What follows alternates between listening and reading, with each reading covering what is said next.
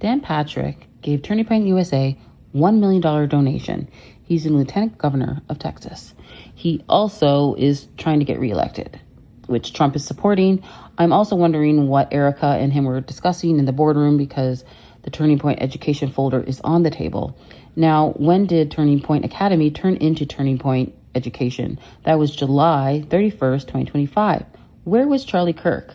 I'm seeing all these videos coming out that doesn't align with where Charlie was. And they're putting videos out in October, Charlie talking about it, but he's not here. Please help me discover this. I just want to know if he knew it turned into Turning Point Education. It might not matter, but it might. We have a major announcement, changing gears here, a major announcement to make this morning. Our division's only 3 years old. I started July 1st, 2022. Charlie reached out about the possibility of leading this new division, this K through 13 education division. So we're just 3 years old. We felt like it's a time for a change in one major way, and that's what I want to share with all of us this morning. And so, if you could, please, I'd love to hear a drum roll, because this is a big announcement, big announcement. As of this very moment, Turning Point Academy is now Turning Point Education. And I know you might think that's a little anticlimactic, but we feel like it's really important for several strategic reasons. In short, we believe Turning Point Education, that name better represents the scope and the breadth of all the different initiatives and programs that we are offering. Just very recently in this year, 2025, Charlie announced to a large group that in 10 years, he wants Turning Point Academy, now Turning Point Education, to be more influential than the public school system. We feel that that name better serves and better sets us up for that great goal to be accomplished. And by the way, I don't know what your workplace is like, and maybe you're in a workplace where you feel like there's not much vision and the goals are not very big. Let me just tell you that at Turning Point, we don't have that problem. We have pretty big goals that we're after. Got to start young, because kids are sponges when they're young. And you've got to start when they're as early as they can understand any concept. You need to show them what Christianity is, and then what is the evidence that supports it. And your kids should hear these alternative worldviews before they hear it from the culture. You can't give what you don't have. So in order to be able to share a faith, you have to know why the faith is true and what it entails. And that's where education comes in. There's no substitute for it, right? The Bible commands us to teach and to instruct our children in the way that they should go, that when they're old, they won't depart thereof. Parents are stewards of their children's lives. They're going to give an accounting to God, and they're not going to be able to blame the teachers. They're going to be able to blame the public school system. God entrusted them to the parents, and it's critical that they impart for the next generation truth and how to rightly divide the word of truth. So, yeah, the church is all about education. Yeah, Jesus' name, rabbi, teacher. Instruction is critical. Discipleship. Well, I think over time, you tend to trust the government more. It's a lot easier to abdicate your responsibility to someone who's willing to take your kids for 8 hours a day. But is that the best thing for them? It may make your life easier, but are your kids going to be able to front load their life? Because freedom is having choices. And when they apply restraints towards evil in order to pursue excellence, they're going to have more choices. Well, parents are the ones who understand how the children are wired. Nobody knows the kid better than the parents. Public schools can be a good thing, and to each is given a measure of faith. We have 5 kids. Only one, actually 2 of the 5, went to a public school, and 1 graduated from a public school. We did private school, and we did homeschooling. We did kind of a hybrid of everything, depending on the kid.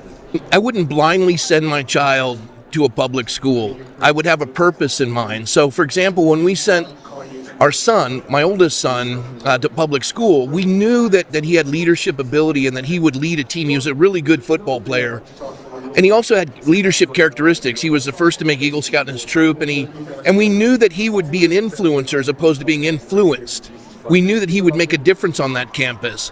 And of course, he faced challenges, but it strengthened his faith because he had already had that foundation built. If parents have built the foundation and they want to, and they think their kids are equipped to go in and minister, by all means, do that. But To each one's given a measure of faith. Some are equipped for it, some aren't.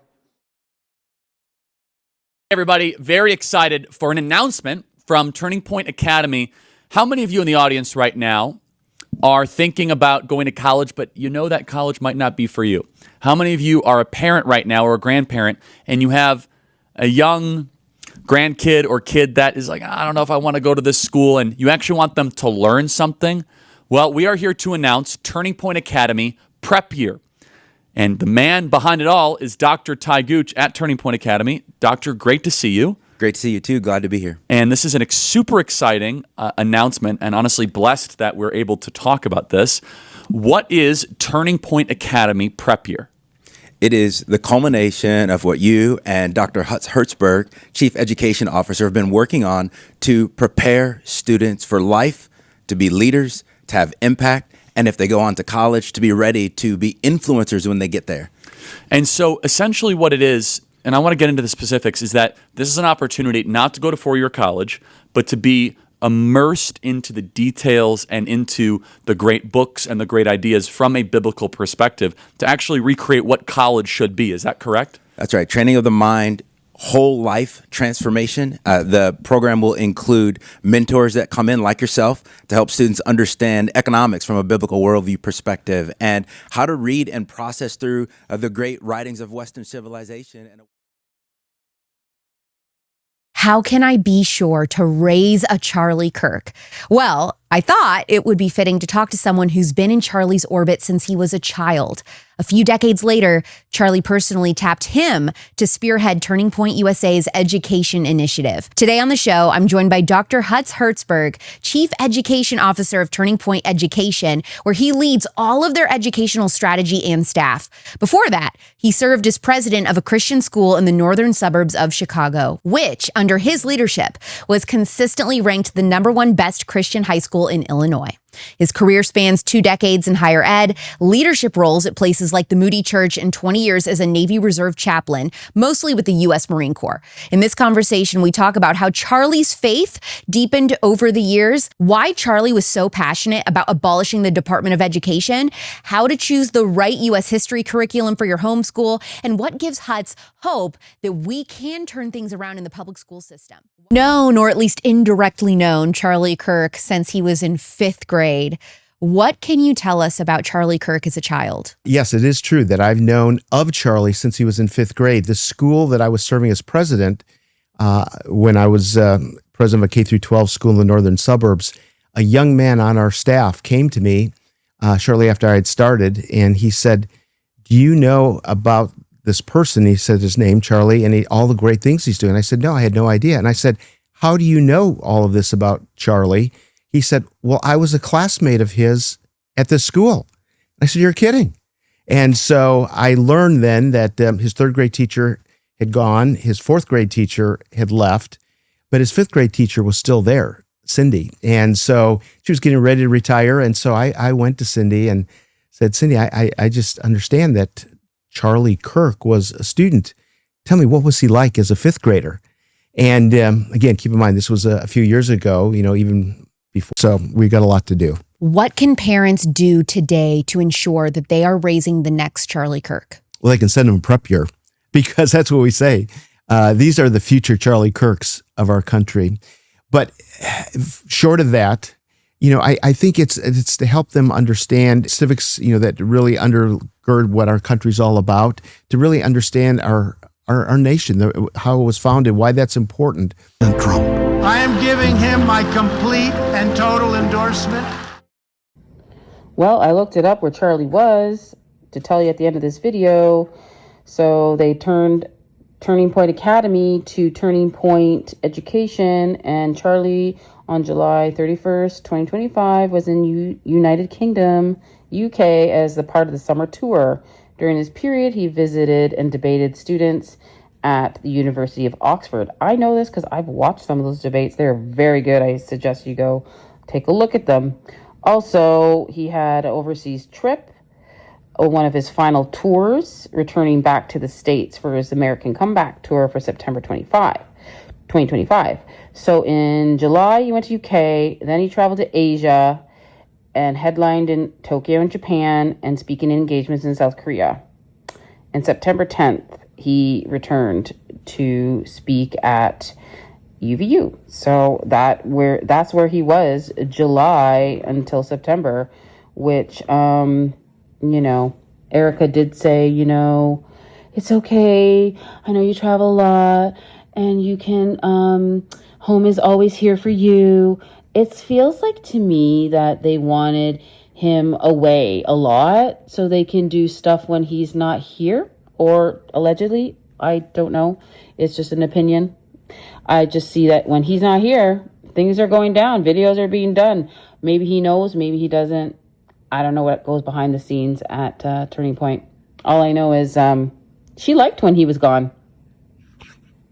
It's those little things where, again, he would walk through the door, drop his bags, Daddy's home, take his phone, Friday night, Shabbat Shalom, throw it in the junk drawer, and it was just all us.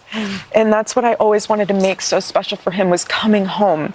I'd always say, baby, I don't care what time you get home. Home is here for you.